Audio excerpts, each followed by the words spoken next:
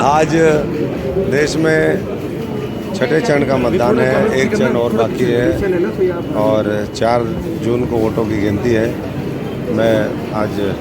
मैंने और हमारे परिवार ने अपना मतदान किया है और मैं सब देशवासियों से, जहाँ भी चुनाव चल रहे हैं, तमाम हरियाणा वासियों से, हमारे सिरसा पार्लियामेंट के सभी साथियों से ये विनती और प्रार्थना करूँगा कि वो ज़्यादा से ज़्यादा संख्या में मतदान करें। हमेशा पिछले अगर 3 बार का देखें तो सिरसा ने सबसे ज़्यादा मतदान पूरे हरियाणा के अंदर किया है और उम्मीद के अनुरूप मैं समझता हूँ कि इस बार भी सबसे ज़्यादा मतदान यहाँ होगा।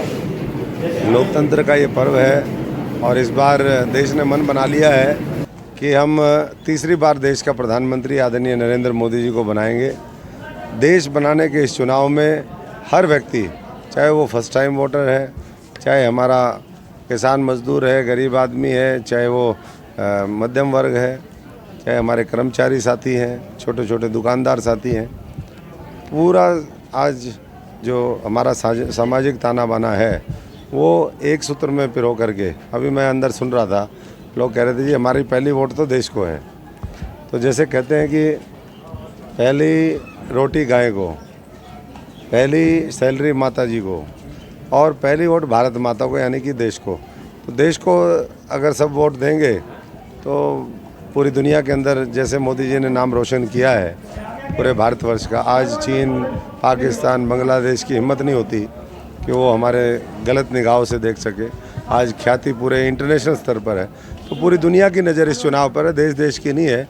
और जितना मजबूत जनादेश के साथ मोदी जी तीसरी बार देश के प्रधानमंत्री बनेंगे, उतना मैं समझता हूँ कि हमारा वर्चस्व पूरी दुनिया में होगा। आज 100 करोड़ लोग वोट दे रहे हैं, ये सबसे बड़ा और सबसे युवा लोकतंत्र है। तो इसलिए मैं तो आश्वस्त हूँ कि सिरसा के लोग पिछली बार 3,08,10 हज़ार वोटों से जिताया था। इस बार मुख्यमंत्री जी, नायब जी आए, मनोहर लाल जी आए और पार्टी का शीर्ष नेतृत्व आया, योगी जी आए, योगी आदित्यनाथ जी आए, जो भी नेता यहाँ पर आया, सबने आश्वस्त किया कि ये सीट हम 6,51,000 से कम जिता करके देंगे। तो बाकी तो मैं समझता हूँ कि लोग यहाँ पर धक्के से आए हैं, लोग छोड़ करके भागे हुए लोग हैं यहाँ से। 28 साल पहले जब हराया था उसके बाद कभी दिखाई नहीं दिए, फिर वो जहाँ गए वहाँ पर उस कॉन्स्टिट्यूंसी को ख़राब करके आए।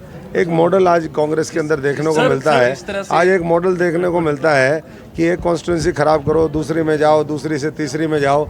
लेकिन मैं उनको कहना चाहूँगा, देश कांग्रेस मुक्त भारत चाहता है। देश गांधी जी के उस कथन को पूरा करेगा जब उन्होंने कहा था कि आज़ादी के लिए कांग्रेस पार्टी बनी थी, इसलिए इसको डिसबैंड कर देना चाहिए। तो आज इस चुनाव में वही देखने को मिलेगा और ऐसे लोगों को अब पाकिस्तान के अलावा मुझे नहीं लगता कि कोई और जगह उठ सकता। सर 2014, 2019 में जिस तरह का माहौल था, 2024 में आपको लगता है कि भारतीय जनता पार्टी 400 पार का नारा दे रही है, लेकिन जिस तरह से विपक्ष इकट्ठा है, लगता नहीं थोड़ा मुश्किल है इस बार? 400 पार भी नहीं होगा, 200 पार भी नहीं होगा, ये मुश्किल है थोड़ा। देखिए, ये लोग वो हैं जो मुंह में राम रखते हैं और बगल में छुरी रखते हैं। वैसे तो ये राम के अस्तित्व कोई चुनौती देने वाले लोग हैं, तो ये आपस में भी कोई, मुझे नहीं लगता ये परिवार कोई एक साथ है। ये आपस में इतना खुद वो है, पार्टियों के अंदर आपस में इतनी गुटबाजी है, अनुशासनहीनता। वो रोज़ आप देख रहे हो, रोज़ तो लड़ते हैं, कभी टोहाना में लड़ते हैं, कभी कहीं लड़ते हैं, रोज़ लट्ठम लट्ठा। तो ये लठतंत्र को कोई पसंद नहीं करता। देश आज संविधान के हिसाब से, बाबा साहब के संविधान में जो अधिकार दिया है कि राजा रानी के पेट से पैदा नहीं होना चाहिए, आपके वोट से पैदा हो। मैं समझता हूँ पूरा देश आज अपना जो प्रतिनिधि है, आज के समय का राजा तो नहीं कहूँगा मैं, लेकिन जो जनसेवक है वो अब परिवारवाद से पैदा नहीं होगा, चाहे कहीं भी हो।